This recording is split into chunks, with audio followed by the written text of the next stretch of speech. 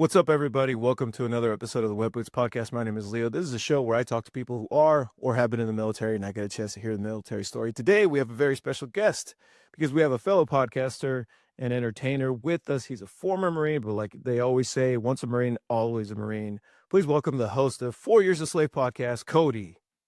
What's up, Cody? A lot of things are up, have been out. Yes, not a former Marine. I like how you put that, but we're still getting the gun up, and we're still doing great things even outside. So, how are you today, Leo?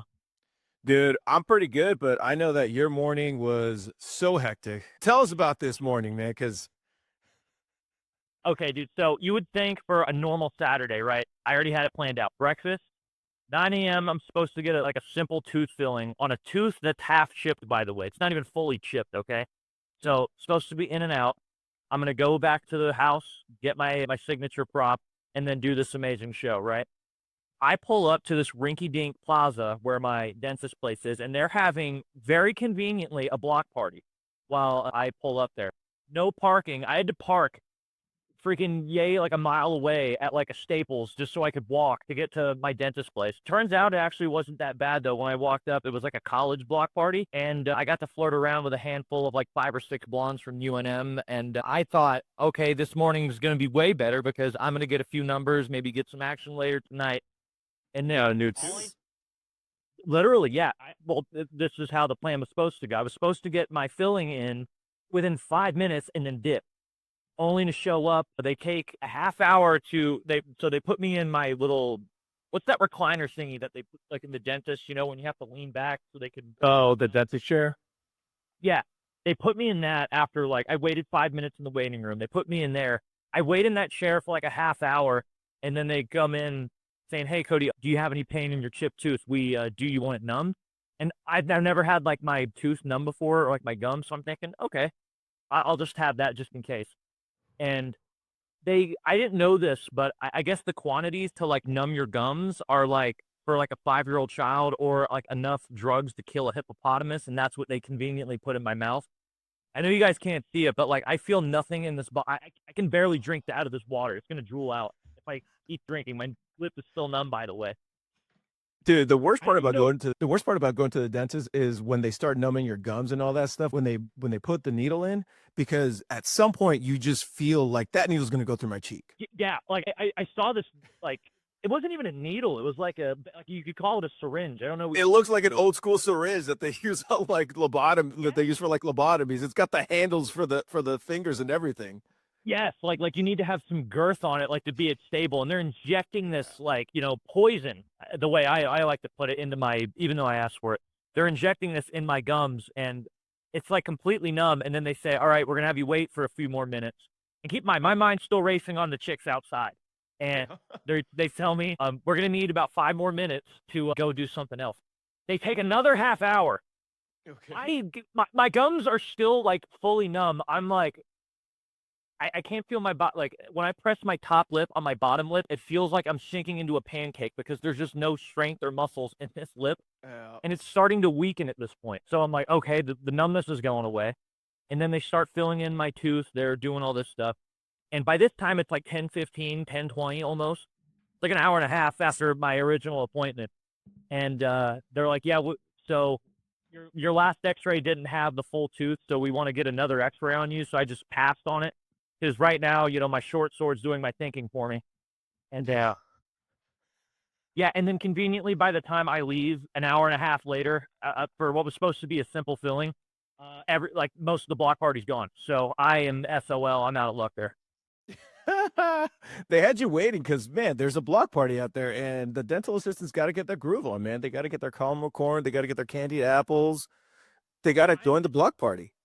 Well, this is the problem when you're a conveniently selfish person like I am. I only care about 3 people: me, myself, and I. My mother doesn't even fit in the top 5 for reference in that. And I didn't get what I wanted. So I will file a complaint to a manager, 1-star review, even though they performed many good cleanings on me in the past. They've been good to me except for this one time. Yeah, Yeah, that's my morning. yeah, you're like there was a block party outside, and they just fucking left me in there for no reason. I'm pretty sure they just went to join the block party. Yeah, literally, dude. Like, what's this about? The blonde chick doesn't need a filling. I'm on your table. Like, it's Oh man, last time I went to the I dentist, I couldn't was even like, shave. I look disgusting. Like, look at me. I look gross. nah, you look handsome. You look handsome as hell. I Shit. know. Doesn't the range jacket? It matches my green eyes. That's why I like to I have a good fashion sense. I like to think. Dude, that's in the army we call it the smoker's jacket. I don't know why, Smoker. but I've always heard it as a smoker's jacket for some reason. Interesting. I actually like that. They call this a range jacket because in the Marines at least, because on the rifle ranges I forget the proper name, but like the coaches or like the safety guys that like The work safety. range. Yeah, yeah. This is the jacket that they wear, so they just call it range jacket. But I like a smoker's jacket. That's actually I like that name too. I've called it a smoker's jacket, a whoopee jacket, and stuff like that, but I've never heard of a Okay. range jacket. The only thing that distinguishes the safety on a range in the army is just the fucking paddle that's one side's white and one side's red, and that's it. A paddle that they wear. Yeah, a paddle, because if we miss, we just get a paddling. Wait, wait like an actual like a stick paddle Like that like like if yeah, like a paddle with a handle, a wooden paddle, and on one side it has red, and on the other side it's just white. It's just red and white. And Mhm. more often than not, honestly, the white side has a bunch of dicks drawn on it, and the red side does too. And then if you don't qualify, then they're like, "All right, get in line." Everybody who doesn't qual just gets in line. You get a paddling, and then you go again. I'm jealous of this. Like, I would think this was something the Marines would do for being able to hit their. Like, we need to. I guess you can learn anything That's from your reward for being able to qualify first time go. You get a paddling. that. That sounds like I'm jealous a little bit of that. Props to you guys for thinking of that. I like that. Dude, sometimes you gotta think outside the box for a reward and a punishment. And your reward, if you pass, is if you qualify the first time go, then your reward is you get to go back to work. Yes, yes. I fucking I fucking hated that, dude. When I was a mechanic, I hated any kind of events that wasn't. I just hated the whole time. But when we had to go to the field, when we had to go to the range, even fucking one of those days where you have to wear your dress uniform, like for uniform inspection and shit like that. Like usually like on a first Friday or something. I just remember, like we'd be in our dress uniforms, form up, and then like uniform inspection, and then first sergeant commander, do their safety brief, and then everybody, all right, you're released for the platoon sergeants, take charge of your platoons, and then my old platoon sergeant, hey maintenance, get back to the motor pool, and I'm like, Mm. fuck, dude, I just hated that shit, I hated it so much.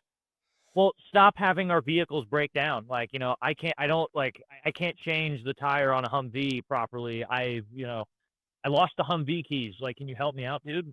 Listen, the amount of times that I have seen somebody pour some sort of fluid that isn't supposed to go where they're pouring it is astounding. Uh-huh. I have literally had to stop people pouring what transmission fluid in the windshield wiper reservoir.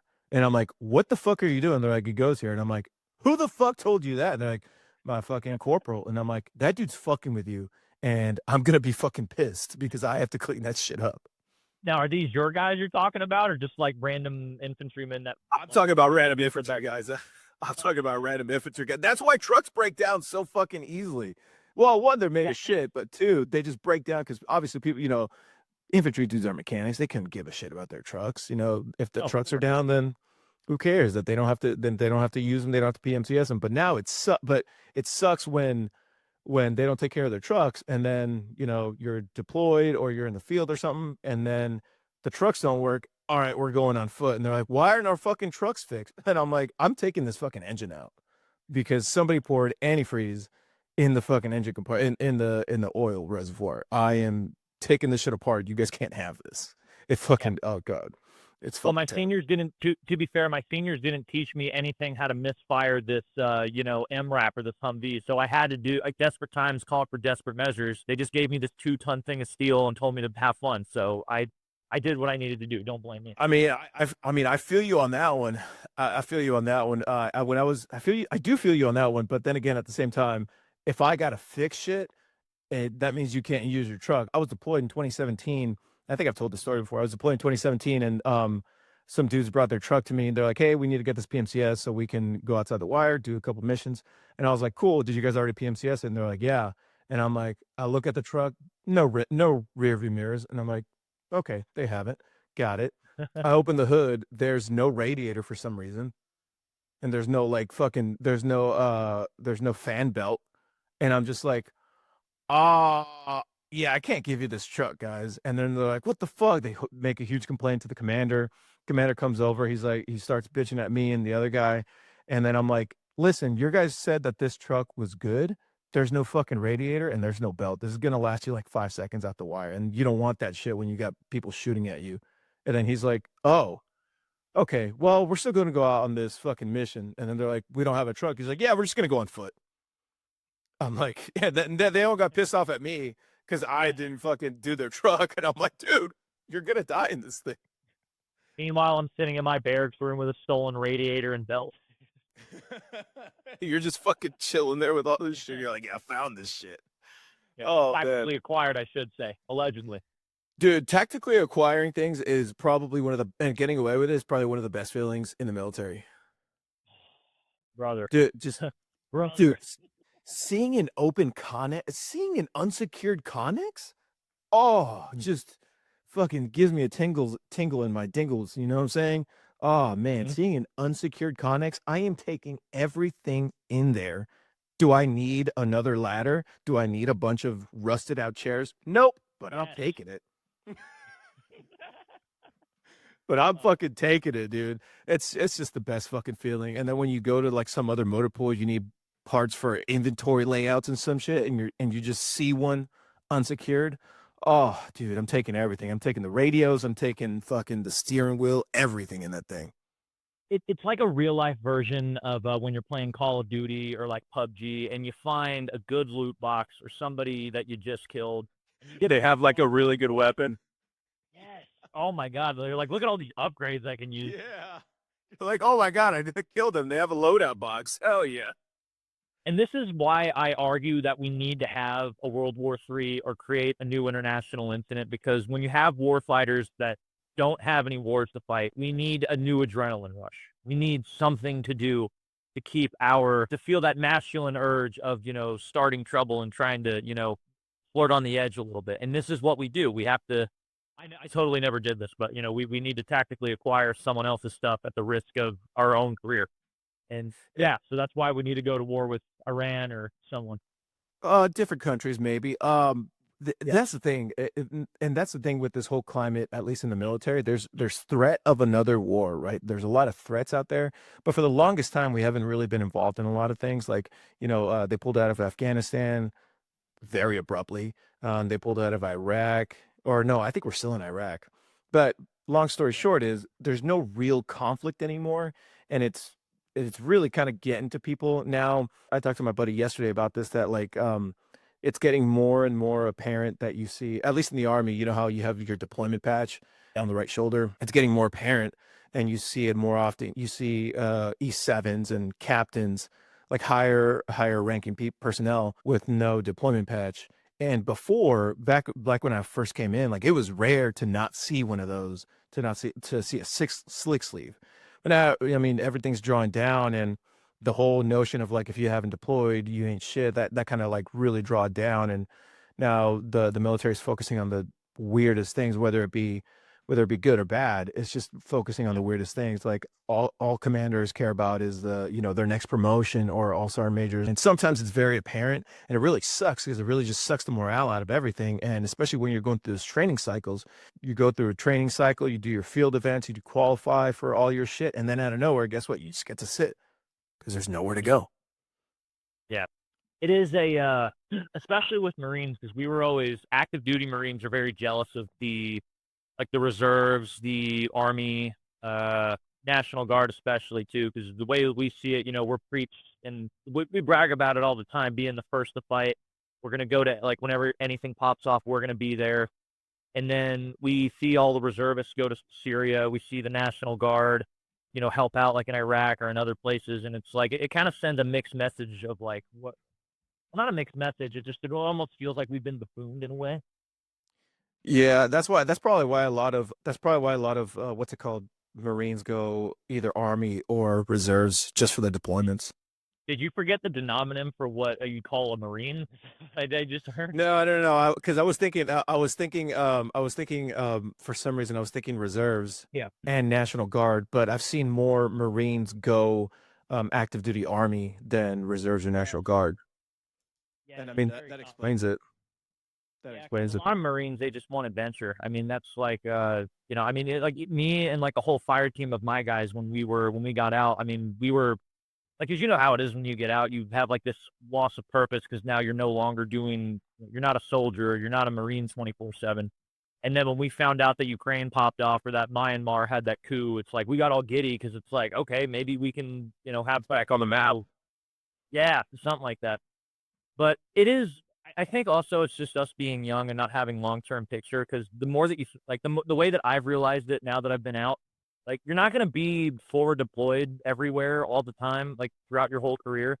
Like, you don't really need that much time to go see combat or do something else. I mean, this is the United States.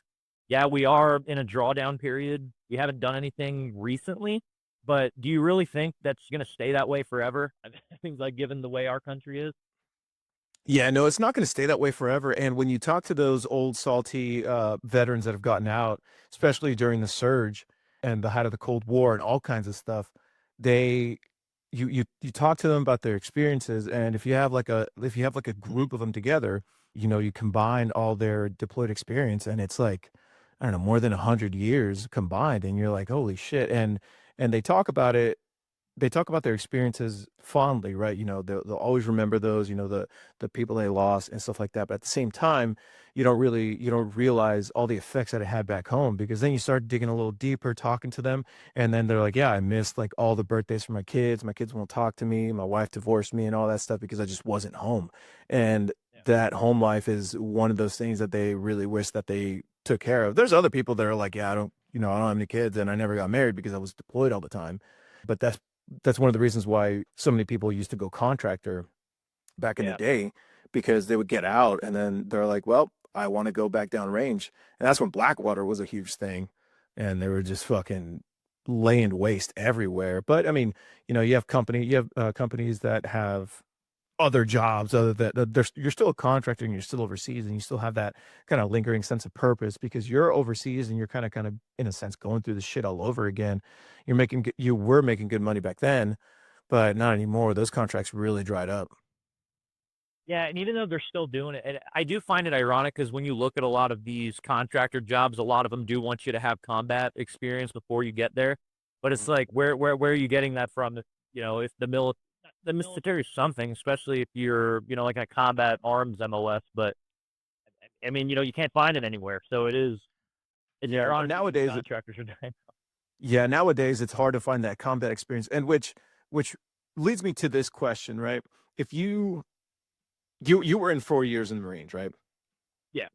So in your in your in your mind, as a leader, do you think that having a combat experience makes you a more effective leader? I don't think it makes you, like, I don't wanna use the word morally. I don't think it necessarily makes your character better. I think it's, like, it's a technical aspect of what you do. Like, it helps to have the experience of knowing, "Okay, I've been in this situation before. I know how to react," but, like, it doesn't make you, like, an effective leader, if that makes sense. Like, it's not gonna make you better at, like, people skills. It's not gonna make you better at, like, rewarding good behavior when your junior guys do better or punishing them, stuff like that. But, like, if you know how to react appropriately in combat, if you know how to, remember how to do, like, a call up a good ad rack or something like that. Like, if you know how to, like, perform in that situation better, like, it's obviously gonna help, but it's not like a mental strength. Does that make sense? I No, articulate yeah, that right? I get what you're saying. Where I was going with it is because when at some point I saw you know how they post like the drill sergeants on Instagram just coming in, right? They're all very young, they're all very, fresh face, and I kept seeing a lot of them with no deployment patches, at least for the army, right? The drill sergeants for the army. And I commented on one of them. I was like, where the fuck are all these deployment patches and shit like that? Because when I was coming in, everybody had a deployment patch, like I said, right? And then somebody really opened my eyes to it, and somebody in the comments was like, "Yeah, man, where the fuck do you think they're gonna get a deployment patch nowadays?" And I was like, "Oh, that makes sense." And then I started going down the rabbit hole of that thought. Like, one, it it honestly depends on it's a very subjective question, Because if you're S1 and you're deployed, does it necessarily make you better at that job? Maybe, maybe not. Depends on the volume, depends on a lot of factors, right? If you're an infantryman and you were deployed, does that make you more effective at being an infantry leader? Maybe, maybe not, because the deployment can vary from different, it can have different factors. You could have been at a calf for the longest time and not done anything, or you could have been at fucking, Leatherneck and then just taking shit every single fucking day. It depends on a lot of different things. And I had this argument with this guy that I knew in the reserves. He was in the reserves, and he was happy that he'd gotten 5 after like 11 years or something like that. And I think he had just graduated airborne school. And he was telling me that a deployment doesn't make you a better leader. And I was like, yeah, man, but try telling that to a fucking specialist who's deployed twice, and you're trying to tell him that the way he's reacting or the way he's bounding or whatever he's fucking doing isn't the right fucking way to do it, you know? Yeah. So, I mean, experiences vary, but I mean, try telling the fucking specialist with multiple deployments that he's not doing something right. He's gonna tell you to go fuck it right off. It all comes down to confidence the way I view it, because especially now that I've been doing this show and I've been talking to more people who actually have like been in the shit and like if that kids like now like my show's progressed to where it's not just me and like my couple friends or my peers. Like I've had on like my company commander, my battalion commander's been in since the 80s. So like I got a lot of on my insight from him. Yeah, grand old man of the Marine Corps is what we call him. Where's the camera? Yeah, Colonel Sievert, shout out to you, great man. And then I had on a guy who was in Fallujah in 2-8, the unit that I was in. And the more that like I talk with them about it and the way that I kind of view combat and all that stuff, it's just more of like a status thing. Like Yeah. Yeah. it's all it is. Like it doesn't like you don't need to have combat experience to still be confident or to be competent in what you do.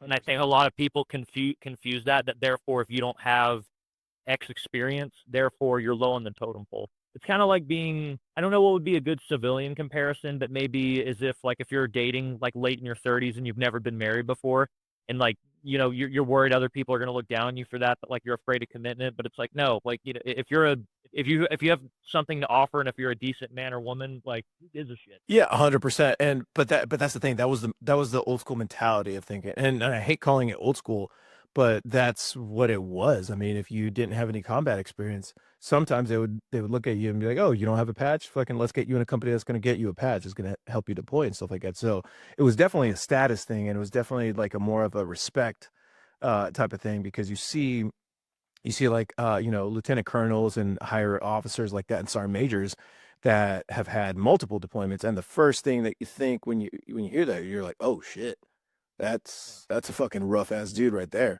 They've been in 25 years, and they were in the time when the fucking surge happened and all kinds of shit was popping off. So you're like, they've been through some shit, and they've been through some shit, and they came back, and you're like, oh shit, mad respect. You don't really Your initial response isn't to think, oh, that doesn't really matter, you know Hmm.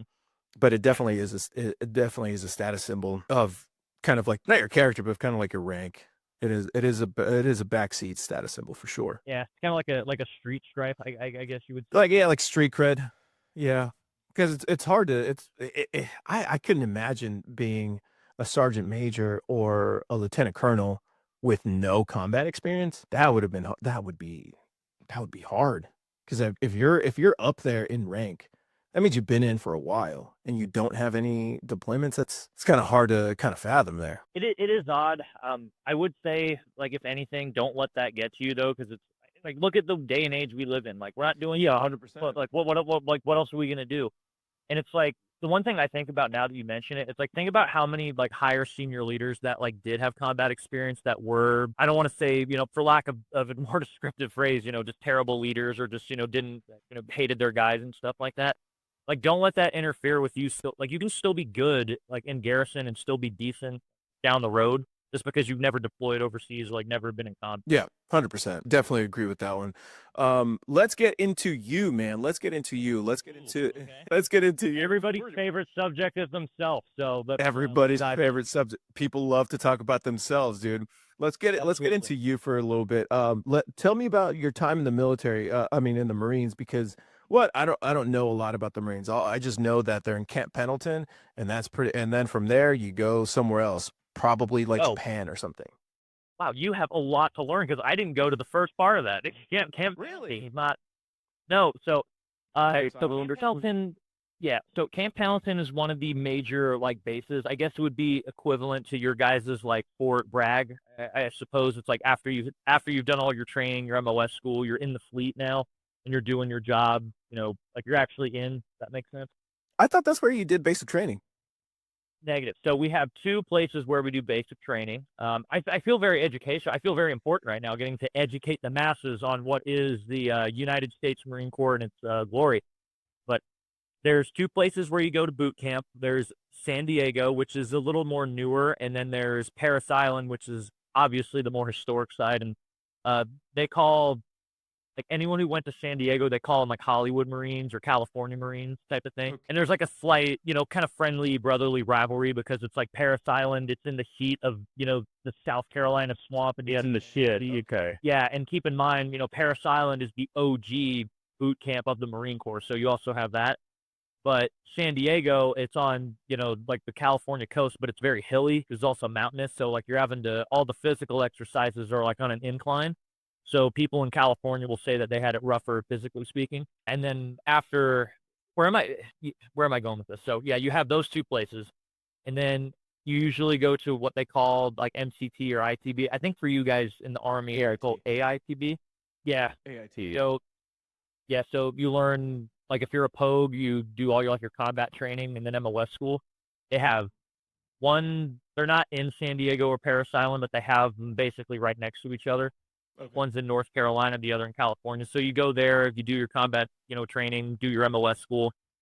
Same thing with the grunts, and then after that, there's Lejeune, and then there's Pendleton. Those are like the two big ones for the Marines. And there's a handful of others. Like you got 29 Palms, which is also in Cali. You got Cherry Point. You got Quantico, Virginia, where they do the officers. But it's mainly like Lejeune and Pendleton are like the big bases.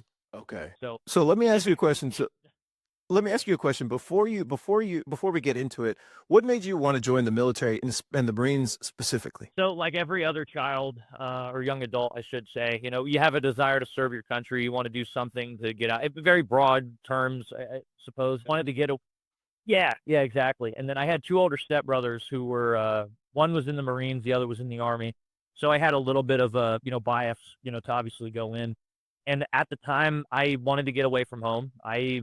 Not to shit on I'll shit on my family, but I didn't want to like because most young adults, I didn't want to be the man child. I didn't feel like I was gonna grow or progress or like do anything fun or new or push myself in any limits. So I was just desperate to get away from home.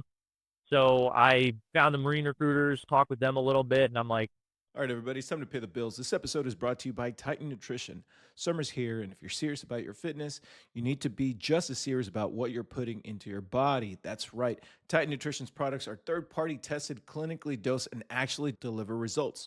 Whether you're trying to build muscle, cut fat, or recover faster, or just feel human again, they got you covered. And the best part, Titan ships fast and right to your door. Go to titannutrition.net. Code word wet boots at checkout for 10% off your order. And guess what? Free shipping on orders over $75. Get on over there and get yourself right. That's titannutrition.net, code wet boots. All right, let's get back to the show. ITB at North Carolina, and then I was on Lejeune. I was with 2-8 America's Battalion. Fuck 2-8 Raw. Shout out. Yes, and then I was there for 4 years. I did two deployments. One was to Okinawa, so it's like more fun, more or less. I'm kind of skipping over a lot of details, so if you want to jump on a rock and dive in more, let me know. Yeah, I went because to my biggest thing is location, right? Because for us, at least on the Army side, you basic training. I don't even know how they choose basic training, to be honest. Because I went to Fort Sill, Oklahoma, and that's the home of artillery. And I used to be a mechanic. And then for Okay. basic or for AIT, what you guys call MTB or MITB, for your MO, ITB, yeah. yeah, for your MOS school, you typically go wherever that branch is. So for me, I was a mechanic. I was ordnance. I was one of the last classes that went to Fort Jackson in South Carolina. Right after that, they switched it to Virginia because that's where the headquarters of the ordnance is. Right. And then you kind of just go wherever you're at. And I was airborne, so I had to go to airborne school and stuff like that. Speaking of which, is it hard? I've seen Marines and Navy in airborne school. How hard is it for you guys to get airborne school? I think if I'm not mistaken, because I didn't know too much about that when when I was in, but I think it's fairly hard, if I'm not mistaken, because we don't have because like the Marine Corps doesn't have any airborne assets. At least when I was in, I still think that's not a thing, just because we're the amphibious force, so we all airborne school. Correct me if I'm wrong. That's like an army school, right? Or is that like all encompassing all? Well, I mean, it's mainly an army school, but they still, I mean, like I said, I saw Marines and Navy personnel there when I went. Oh, okay. I do know that we have Marines go to like other like army schools or like other things they might offer, especially as grunts. But to that end, now that you put it that way, I honestly don't know. I just know for a fact, like the Marine Corps, we don't have airborne anything just because we're not. Maybe MARSOC might do something that's airborne related, but we just logistically speaking, and then mission speaking, the Marine Corps just doesn't fit in well. We don't really have a purpose to do airborne anything. Oh, yeah. I couldn't really dive in more on that for you. So another question that I had is why? Okay, so for the Army, a deployment is when you go to a combat zone, right? For the Marines, a deployment is when you just leave the United States. Yeah, pretty much. I don't really know what the like standard definition for a deployment is by branch or by service. I mean, you can call like, for example, when we went to Japan, it was called a UDP, so it's called a unit deployment program. So they just rotate the units out in the Far East. My second deployment, when I was on a naval ship, it was called a MU. So it was the I think it's Marine Expeditionary Unit, and then whatever number is associated with it. So that's the Mews are what they call it when they put the Marines on on the naval ships, and then you float around whatever zones that they need the Navy at. So they have different names for deployments based off what it is.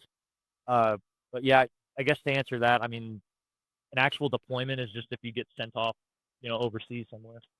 So okay, cool. So let's dive deeper into these two experiences at least because I have been on a boat a handful of times and they were not Okay. those fucking Navy boats. What was it like? Oh, okay. Yeah, no, I mean, I'm talking about boats like we were in Mexico and we had to go down or we had to get someplace and it was right next to the river, so SF just picked us up in their like little fishing boat and then we went to wherever we were supposed to go. Okay. And then in one of those like I went through. yeah, no. Like I said, like what are those what are those they look like inflatable boats, like those black ones. Oh, I know what you're talking. I don't know the name, but I know what you're talking about though. One of those as well. So Yeah. my experience with boats is very fucking limited, right? And so once you get on the boat, you're going to get deployed to this in this boat for like what 6 months at a time. Yeah. Right. So what was it? What was it like? What was your kind of like day to day there? Oh, you have no idea. This is actually the origin of the 4 Years a Slave channel. Is it really? Yes, wild. We're the only. I don't know your guys' lore necessarily, but I will hands down say 4 Years a Slave is the best lore. But we're kind of like the Marine Corps of military podcasts. We have the best tradition, the best upbringing story, I would say. Okay. But so just for context, and when I mention this date, you will automatically know how shitty and how much of a hellhole this was.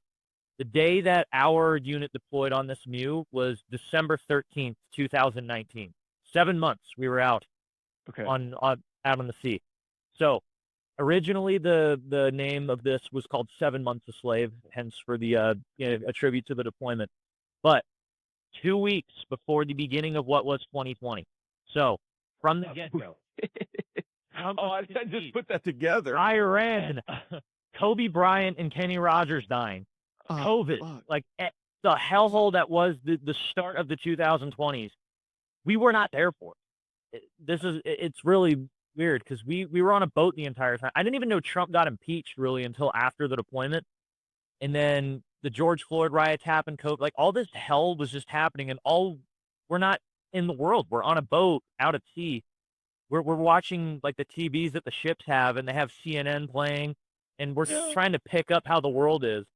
And it did not pick up to me that the entire world was a different place until after I got back and we all landed on the beach and we had to put on these like little plastic masks. Yeah. Because of COVID at the time. Yeah. I will say though, in the beginning, it was kind of fun because, I mean, I wouldn't say fun. Ship life, it's very unique because now you're in the world that is the Navy because it's a naval ship. And I was on the USS Baton. I could be getting the terminology wrong, but it was an LHD. It's a smaller aircraft carrier. So each different type of ship has like their own little culture, their own type of environment type kind of thing. And on ours, it was kind of rough the first 2 weeks because when you're going over the sea, because we were traveling through the Atlantic, we're changing time zones literally on an hour, not an hourly basis, but a couple time zones each day. So within the first couple weeks, a lot of us were staying up all night, falling asleep during the day because our circadian rhythm was out. So we're just like zombies roaming, roaming through this, roaming through this boat. What else happened around that time? People, and then us interacting with the Navy. I'm kind of just going all over the place because there's a lot of stuff. It's its own unique experience being on a. It's its own world in there. It is because you're meshing grunts, Marines, with the Navy, which is essentially, and I will shit on the Navy all the time thanks to that experience because they're basically, it's just a civilianized warship is what it was at that time. Okay. And, we're pulling Marines for ship tax, so they got to work with like the Navy on their jobs. And that was okay for the most part. But, people would get in fights or, you'd beef with the Navy because it's like we don't want to work for them or we're doing all these dumb tasks and things. And the actual day-to-day in our berthing was really funny because, like, being a mortarman, one of our jobs is, like, you have to get the gun up, which is, make sure it's perfectly level. But because you're on a ship, it's bobbing on the waves, so we literally couldn't do anything. Oh. Yeah, and so the way that we tried to entertain ourselves, people would bring laptops. Some of the H&S nerds brought, like, gaming systems and, like, the way I can probably show you the picture later, but we had in our berthing, there's like different aisles where you have to traverse to find people. We put up these cardboard signs like they were street signs. Like we would name them a boulevard or a highway, but we would name them after porn stars. Oh, When, of course. oh yes, and I believe I forget her name, but she was the porn star who killed herself. I think it was like we named it was like something Amos Memorial Highway, like Gown One, and it was like an Angela White Boulevard that's intersecting it. So that was how we kind of navigated it. And of We didn't course, take somebody's passing around a hard drive. Oh yeah, there's it was so I got a funny story to mention this one. So porn was a big thing. We had this one little guy, his name was Aliano. He was like the small, nerdy, like Italian kid. He had a 4 terabyte drive of porn that like everybody would borrow from and just you could use that as a catalog. And it was funny because sometimes when we would get bored, some of the groups of the guys would huddle up and so you would have like a middle rack where it was like eye level and everybody would sit down, maybe like 12 to 15 people would sit next to this guy's rack and they would have a laptop open and they would have like this little community watch a porno type of thing. So I'm watching a movie. Oh, this is funny. Oh, I got to tell you this one. So this gets better. So I wasn't here for this one, but the aisle that was next to mine, it was a bunch of my 81s like cohort, my mortarman cohort. They were watching this porno and you could like hear the I guess it was like the acting, like the stuff they were saying, but it was so funny to them because you know how porns are, they're just like, the acting's fucking terrible on them. Yeah. Who's calling me? Like, no one. Okay, thank God. But yeah, so they're like laughing as they're watching this, and I think I was going back and because I was on watch, I think, for the lounge, so I was like doing calls and like going back and forth, but I guess the theme of this porno was that like this was like a stepmother or stepson type thing, but the stepson had bad grades, and so it was like this Mexican kid, and like I overheard him like on the video go, "I go to class," and then the whole berthing like fucking dies laughing, and for like the next 3 days they're yelling out like, "Hey, I go to class, I go to class." oh God. That's the wildest thing that people got together to just watch porn like if it was a premiere of a movie. It was, yeah. Like you would just be doing nothing in your rack, and then all of a sudden I would hear like my buddy Big Vaughn. He would go, "Look at those honkers! They're as big as Pablo." Look at those honkers is crazy work, dude. What the Oh, fuck? dude, I should have brought this on. I have a me and then one of my cat guys, Chitty. We had this thing called a quote book because what happens is on these boats, and I'm gonna turn. Let me put on my science hat here, which is my Florida snapback. Shout out to Florida, but Shout out. yes, I'm gonna sound very sophisticated here, but to explain some science and some biology to you folks out there, on these LHDs, they have this thing called because we were one of the crisis response boats for the MEU. The Marine pilots and the Navy pilots would always fly off the aircraft carrier because that's what it's there for. However, when the birds are flying, they have this thing called flight quarters, meaning if there's birds flying, No one is allowed on the top of the deck. No one is allowed outside, like, doing anything because there's birds in the air. But the problem was because our ship was used so much, flight quarters was like a 24/7 thing. So for months on end, we would go without sunlight, which, if you guys don't know, vitamin D does this thing where if you don't get sunlight, you become quirkier, you break down, you become the autistic version of what you like. If you didn't think you had a mental disability, you're going to find out very quickly. So people get very quirkier. And I kept this thing because people would say, like this, like the stuff at the porno that I was talking about, they would say all these outrageous, out of pocket things that would, with no context needed. And whenever I'd hear it, I would just take out my little book and I would just record the quote with like the person and the date. And I have pages of just like notes of people saying the dumbest shit possible when either we're playing like Uno in the berthing or like in the lounge, or when someone's playing a game, or like it, So you'd be walking around, somebody you just hear some dude in a country accent just yell out the N word with a hard R, and you're like, "Yep, that was Vaughn, December 21st." yes, there are several N words. Vaughn did not say the N word. He's a good and Christian man. But yes, for example, I won't say the N word because I would like to not get permanently canceled. Yeah. But we had they were playing a game in the, they were playing Uno, and then all of a sudden I hear from one of our corpsmen. He goes, "How the hell do you lose a game of Uno to a colorblind N word?" Oh my God. Yeah, Oh my out of God. nowhere. I'm like, all right, that's in the quote book. You're like, "I'm writing that shit down." Oh yeah, very, Christ. very Oh much so. fuck. So definitely Tom on a boat was interesting to say the least. It sucked while we were on it, but looking back, it was the funniest, weirdest, hard to explain. You had to be there moment in the. Let me take my science hat off. Very hard to explain now that you're out, but Because everybody's delusional at some point with the flight quarters. People start to get delusional. They start, like you said, they start to get quirkier, and they kind of start losing their minds. And then you're just like, "Yep, that fucking dude said this." yeah, it's ridiculous. Is this my hair? I look. And you start, so that's got to be fucking hilarious. Although I don't think I could be on a boat for that long, dude, because that just sounds like claustrophobia, and dude's getting desperate pretty badly. It was because you have to keep in mind this was the name of it was the COVID nuke, given our timeline that we were there. Right. So it was abysmal. It was like the worst case scenario mu where people talk about, yeah, we're only going to get one port. We're going to get stuck doing all this dumb work. It eventually turned into that because our original schedule was we were supposed to land in Morocco. We were actually literally off the coast of Morocco the day of Trump ordering that airstrike that killed Soleimani. And then like Iran was, flipping their shit. They wanted to have war. And so we were supposed to go to Morocco for like a month for like a week or two. And then after Morocco, we were going to go to Norway. We had this whole training schedule in Europe. And within 2 weeks of that deployment, all of that was tanked. We're going to the Red Sea. We don't know what's going to happen with Iran. So all of that was tanked. And we just waited off there. And we had one libo port in Dubai, which is a whole fun story in and of itself. But we had a libo port in Dubai the month before COVID. Then March happens and everything, the whole world shuts down. Yeah. Tell us about Dubai, because I've only heard about it and I've only seen pictures on the internet. So what you got? You said you had Liboport. What the fuck is Liboport? Ooh, okay. Well, you can probably put this together, but Liberation. when you're getting there, you're close, clever wordplay.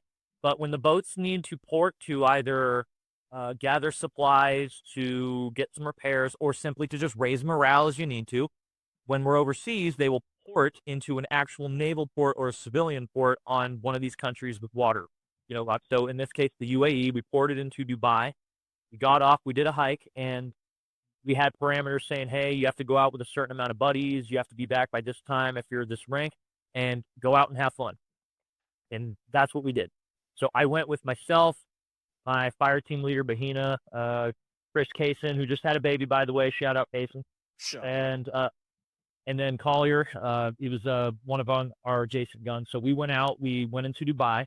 I will not say if I do or do not have an overseas bank account there in case the Fed comes after me, but it is a very rich and wealthy, well-kept city. I will retire there if I can, whatever life throws at me.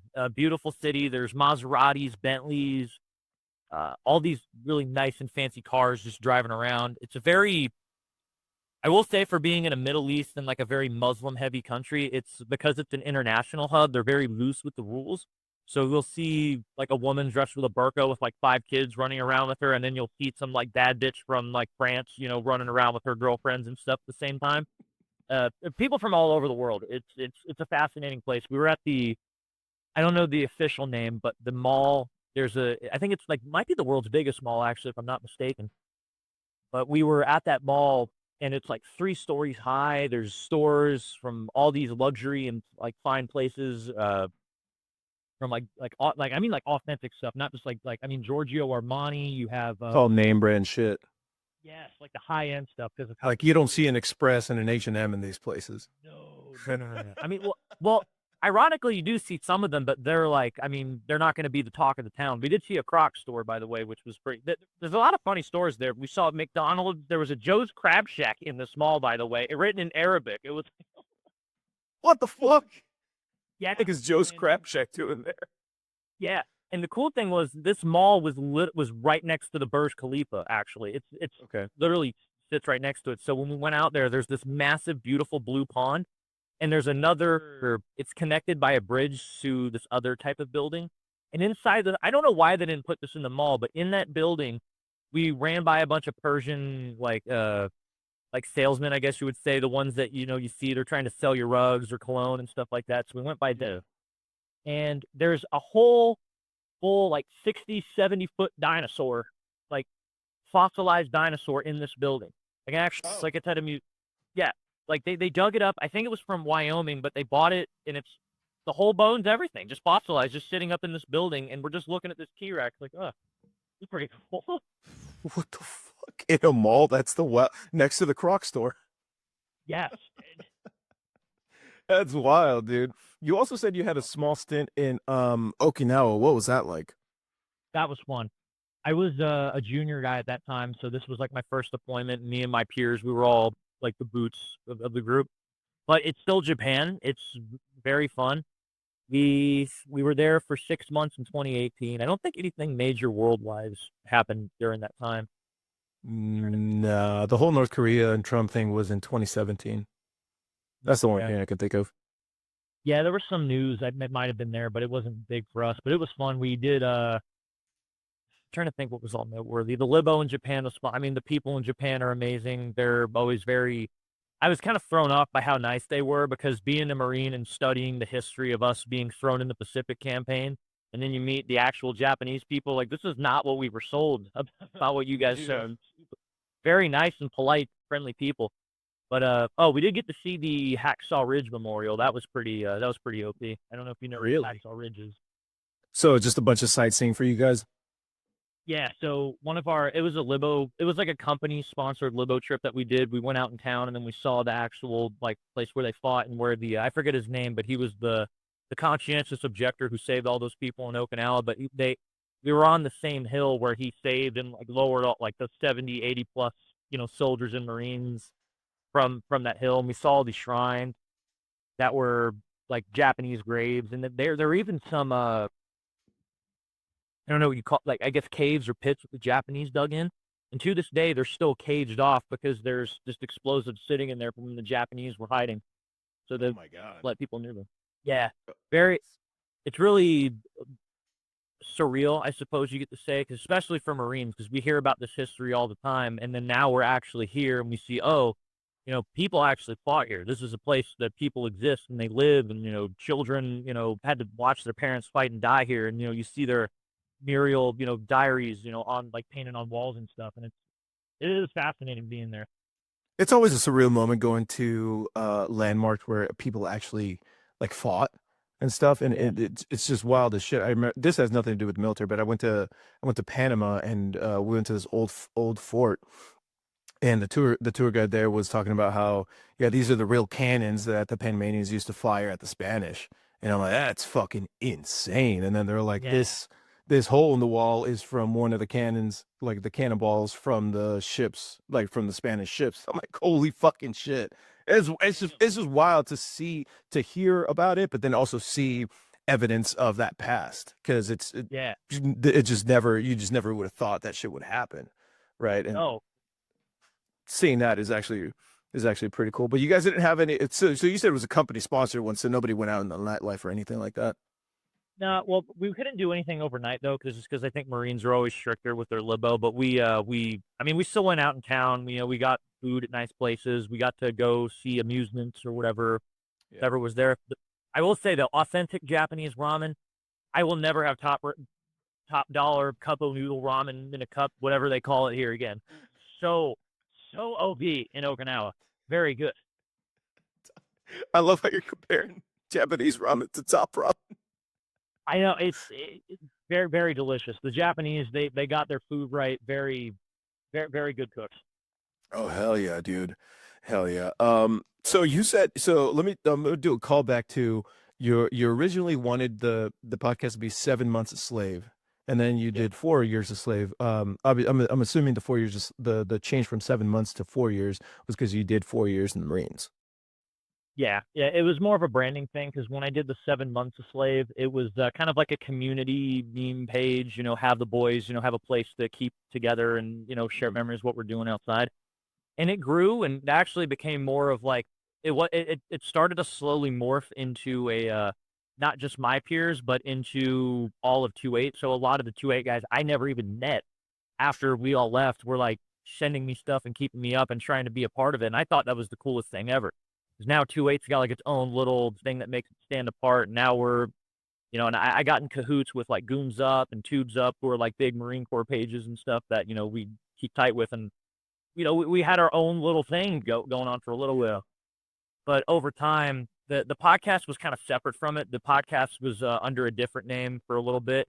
And then I branded them both under the name 4 Years a Slave just because I couldn't keep up with 2-8 years and years after staying out. So I chose the name 4 Years a Slave because it makes so much sense branding wise because I wanted to encompass everybody, Yeah. Marine Corps military as a whole, not just, the small cohort that I was with on my deployment. I still keep up with them. Obviously, we have our own little group chats and inside jokes and things that we do, but it's time to go. I'm destined for bigger things, so it's time to grow and make this a bit more fulfill its destiny, I guess you would say, for lack of a better term. Yeah, time to grow and broaden the audience and broaden the reach in a sense, cast a wider net.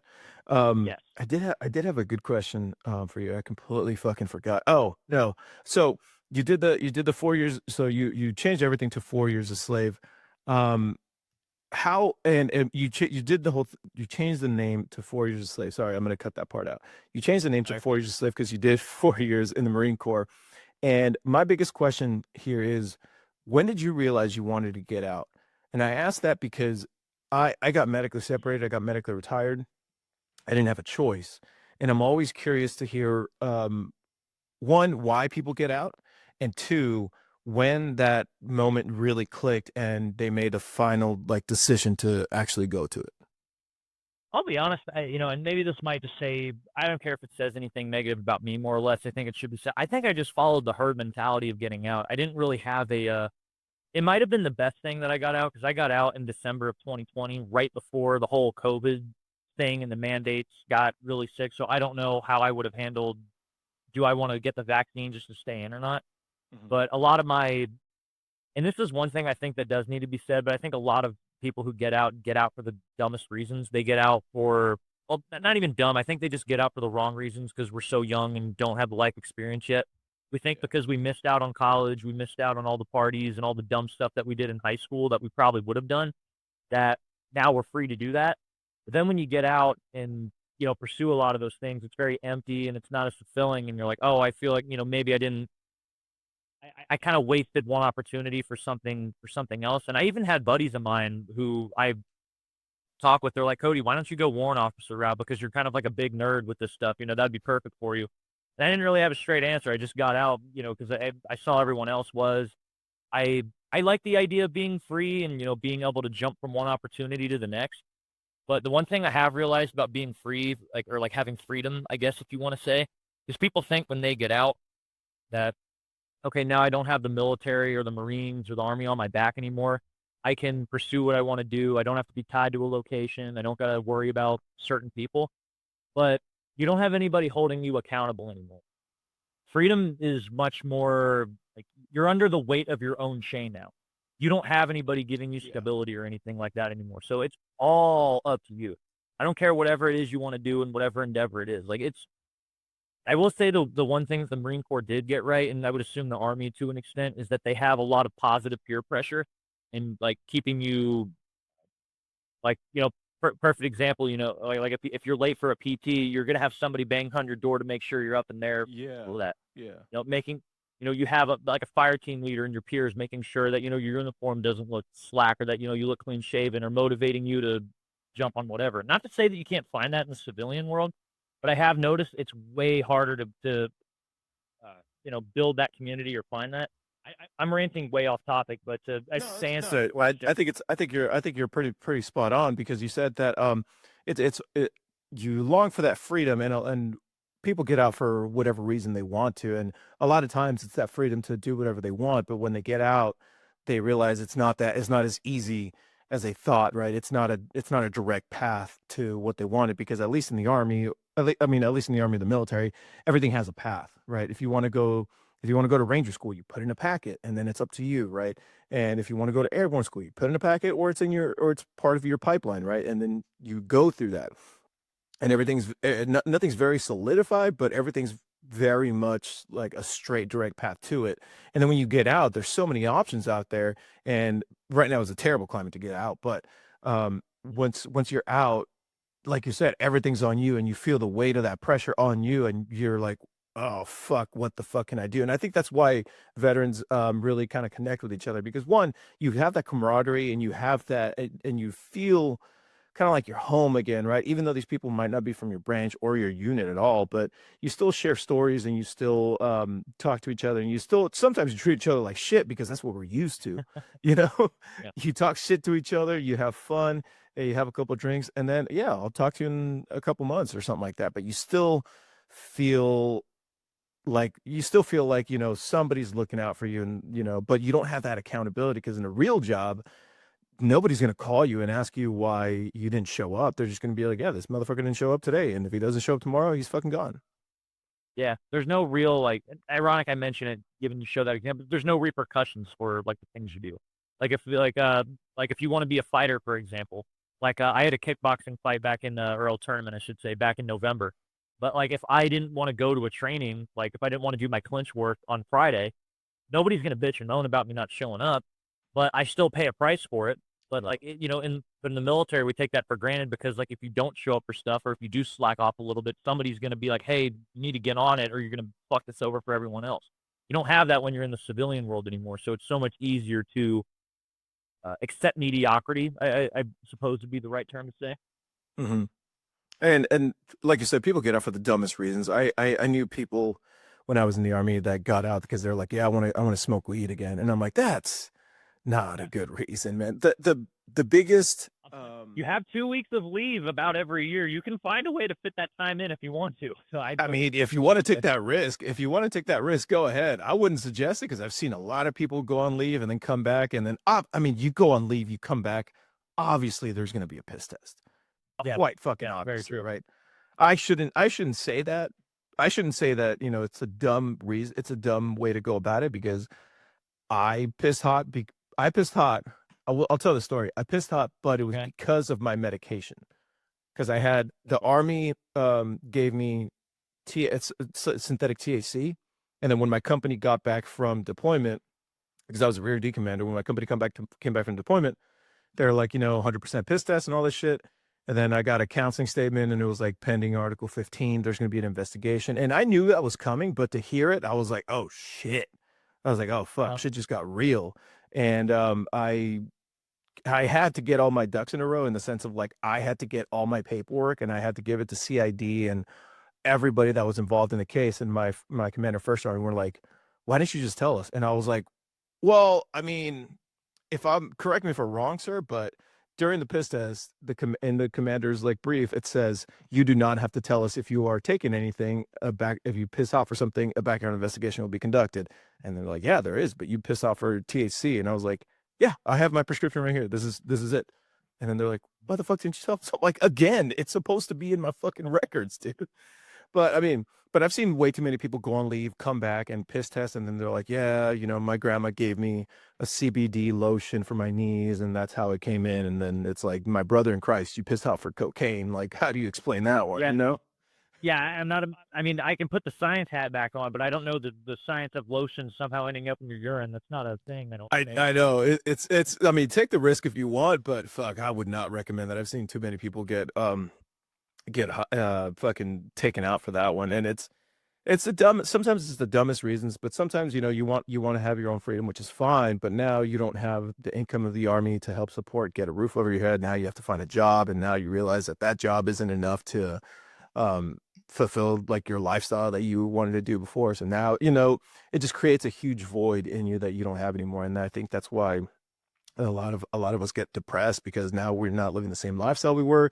We don't have the same we don't have the same lifestyle that we did before, and we don't have the same support system that we had before. And it's kind of like you go into a dark hole of depression and shit like that. And that's it's never fun, but it's always fun to have those people that you can talk to and that you can rely on to kind of be there for you. I know you got to go soon. Right? Yeah. Yeah, okay. So we'll just wrap this up. I just got one more question, then we'll just play a quick game of go or no go at 4 years of slave station. How's that sound? Okay. All right. We'll do that. All right, man. So while you were building the 7 months a slave and 4 years a slave, it's really hard to maintain a presence and building a following on social media, and it can be very challenging sometimes. And other times it could be discouraging. What motivates you to keep posting during those times when your audience doesn't grow or you're just kind of stagnant? I'm trying to think of the best way to say this. I think it's just because I know the potential that it has. I mean, when you have enough confidence in anything, when you have enough confidence and enough belief in what you know will happen, then and enough certainty, I guess to sum that up, you'll be able to push through it. Like I know this page is gonna be probably the biggest military podcast page out there. I know there's gonna be a lot of other people that I'm gonna trump over and help maybe build along the way, yours too. So when I don't have any growth that's happening or when I'm hitting a wall, I just all right, go back to the drawing board or just, keep the bigger picture in mind. This is gonna be big. And I don't think giving up on it is going to be, I don't want to give up on it yet, just knowing the potential that it has. So that's ultimately what keeps me going is just knowing that, just having enough confidence in what I'm doing. Dude, hell yeah, man. And then we'll play this last game of go or no go at the station, and then two more questions, and then we'll wrap up. So, go or no go at this station, working, and this is all through the eyes of being active duty, Okay, so working through what is lunch. go or no go, real quick? Go or no go. So if what I say is good, like you're for it, it's a go, and Okay. if you're like fuck that, it's a no go. Okay. All right. Working through lunch, Go. fuck that. Calling cadence when not in a uniformation or run. No go, dude. Thank you. Well, what am I motivated? No. I'm just saying, man, because sometimes you just see some dude mopping the floor and they're like, everywhere I go. And I'm like, what the fuck, dude? And then you see those influencers, and there's a couple of them out there that make songs out of cadences. And I'm like, Oh, that's not where it's at, man. To me, I'm like, that's fucking cringy as fuck. I don't know if you guys have this in the Marines, but the phrase orientate the map. Like when you're doing land nav or something like that. uh-huh. Well, Flat for nav is us, a weird different thing.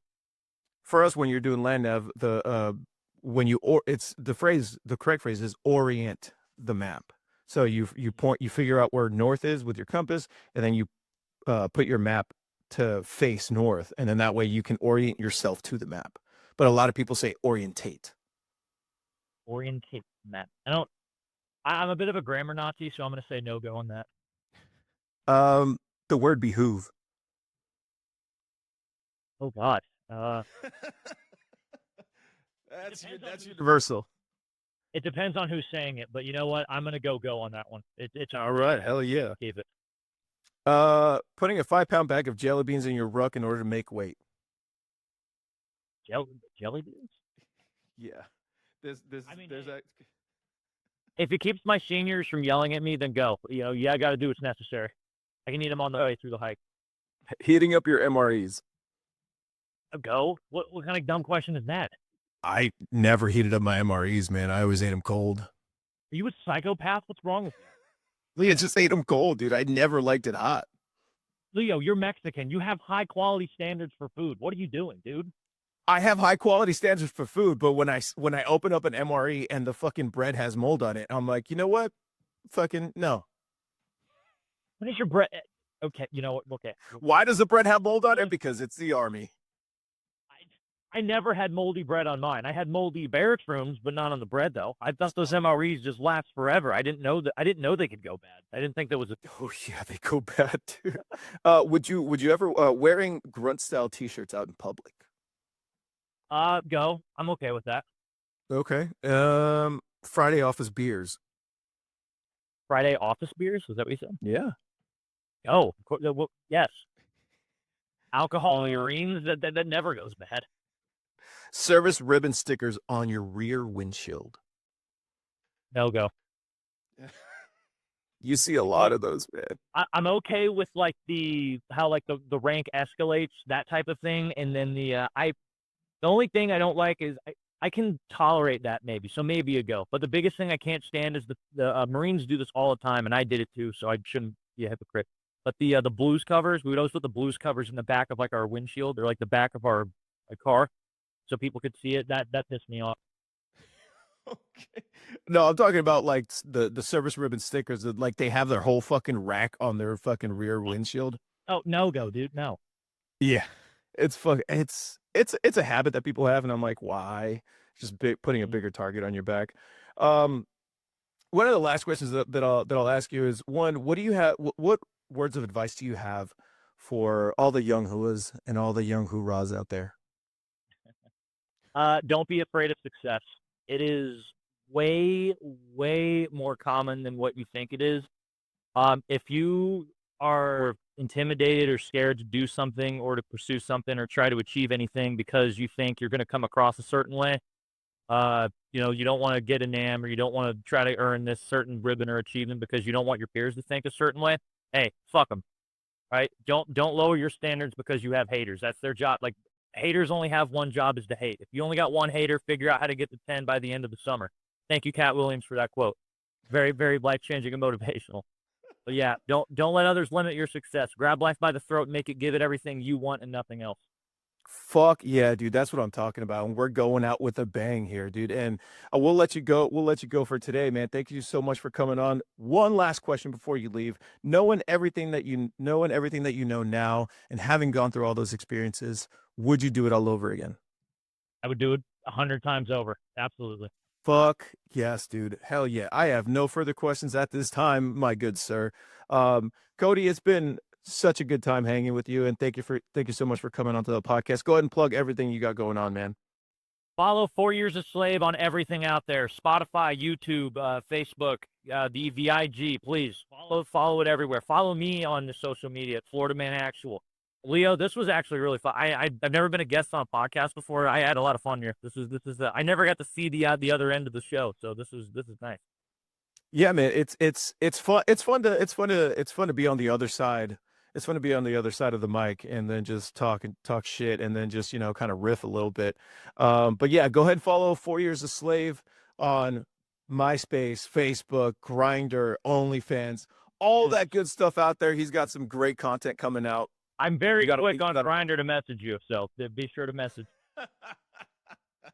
Follow 4 Years a Slave podcast on everywhere you get your podcasts and all that good stuff. Make sure to follow the Wet Boots podcast as well. Instagram, TikTok. That's probably all I got at scale. But if you like this episode, comment, like, subscribe, tell me I'm fat, tell me I'm ugly, whatever you want. It really helps the algorithm, whether you think so or not. But that's going to be it for us today. Cody, again, thank you so much for coming on. This has been the Wet Boots podcast. This has been Leo. My name is Leo from the Wet Boots podcast, reminding you that sometimes you have no other choice than to keep going in wet boots. We'll see you guys next time. See you guys. See you, Leo. All right, man. Thanks for coming.